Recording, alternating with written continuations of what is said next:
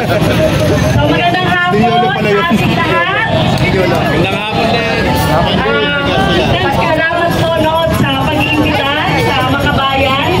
Dito sa pagkakataon na pinauunahan ng Bunyog Family. At syempre nakita rin natin dito yung pagkakataon. Ang iba pang mga organisasyon, itong mga vloggers natin na narito na talagang sinusuporta sa impeachment ni Sara Duterte.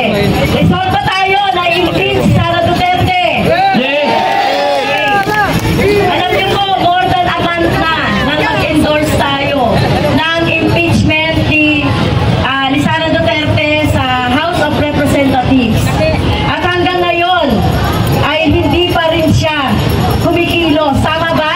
Hindi pa rin ito na-endorse doon sa Speaker's Office kasi ganito po yung magiging magiging proseso.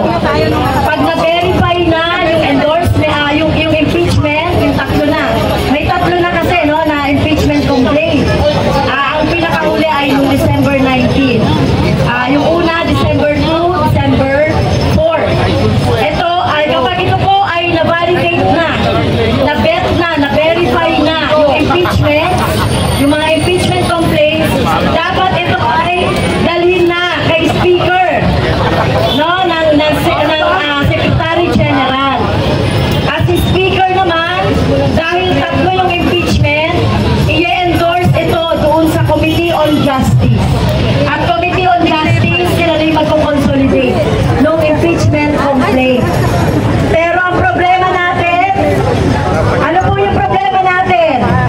Hold on sa oras. Well, kung panahon po, hindi ko po masasabi na kulang sa panahon. Imagine naman nyo, December pa natin yun. Ibinigay. Ang Makabayan nag-endorse ng impeachment complaint na isa lang.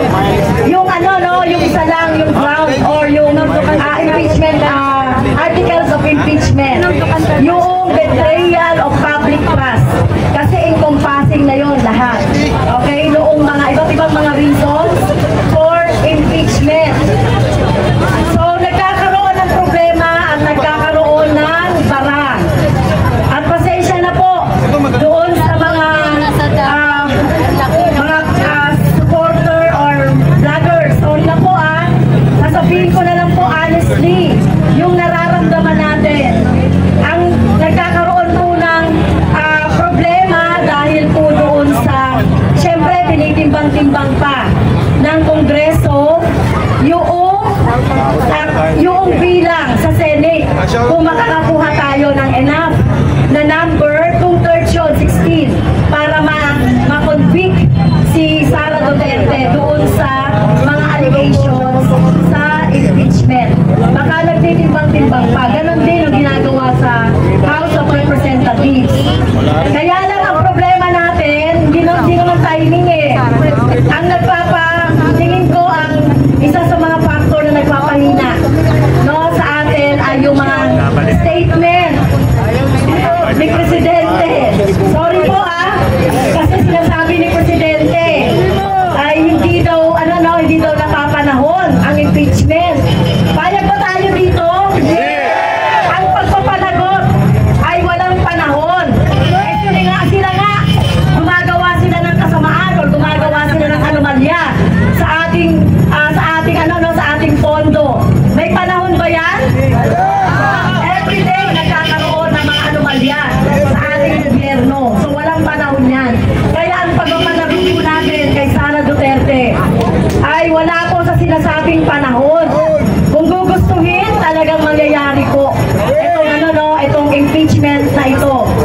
At sana na lang po, sana po ay ang hamon ko po sa ating mga mamamayan. Pumunta po tayo sa lahat ng ating mga binotong mga kongresista. Alam niyo po ba kung sino mga binoto niyong kongresista ngayon?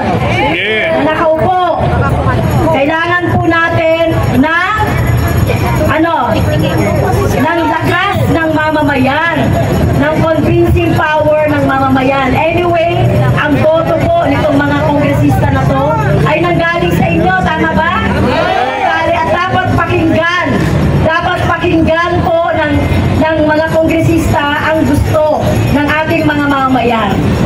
Natakot ba tayo sa rally ng isang religious sect?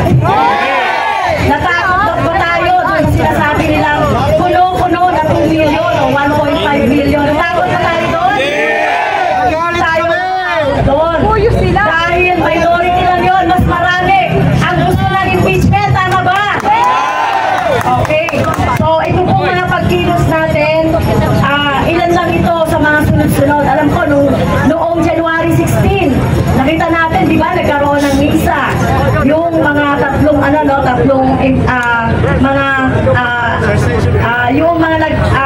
nag-complain o nag-initiate, no? Kaya po, tayo po, magtutuloy-tuloy tayo. Hindi pa po tapos ang 19th Congress hanggang June, ano pa yan, June 30. So, halimbawa, June 29, natapos ang Kongreso, pwede yang maipasa doon sa Senate dahil ang Senate naman po, continuing institution yan. Pinalitan lang natin yung 12 doon. Pero diretso pa rin siya. Kaya po, huwag tayong mapapaghinaan ng loob. Huwag tayong nasisindak doon sa sinasabing 1.5 million. Dahil kapag hindi po napanagot si Sara Duterte, ay may embolden ang mga korap sa gobyerno. Tama ba? Magpapatuloy ang korupsyon. Habang nagpapatuloy ang korupsyon at hindi na-impeach si Sara at hindi natin napapanagot ang mga korap sa gobyerno, magpapatuloy ang kahirapan. Tama ba? 61% ang nagsasabi na nakararanas ng voluntary hunger. Diba? Ayan, Mami Peg. Nagugutom ang mga bayan. Ang taas ng presyo ng mga bilihin. Kahirapan! Yes, talagang nararamdaman ng mga mamamayan ang kahirapan. Dahil sa korupsyon, tama ba? At walang pagpapanagot doon sa mga tao na dapat na sigilin. Kaya ang ating hamon kay Presidente Marcos ay dapat niyang sigilin. Kundi siya ay sisigilin natin. No? Dapat niyang sigilin ang mga Duterte. Si Sara Duterte. Panagutin doon sa ginawa niya sa ating pondo. At syempre, ang gusto natin ay panagutin niya, ikulong si Duterte. Tama ba? Okay, so sama-sama po tayo hanggang sa tagumpay yung mga makuha po natin na matanggal at ma-impeach si Sara Duterte. Sama-sama ba tayo? Okay, so yun lang po. At muli, magandang hapon sa ating lahat. So maraming salamat po kay Congresswoman Castro ng ACT Party List. At this point of time, I'd like to acknowledge the presence of Gabriela Party List.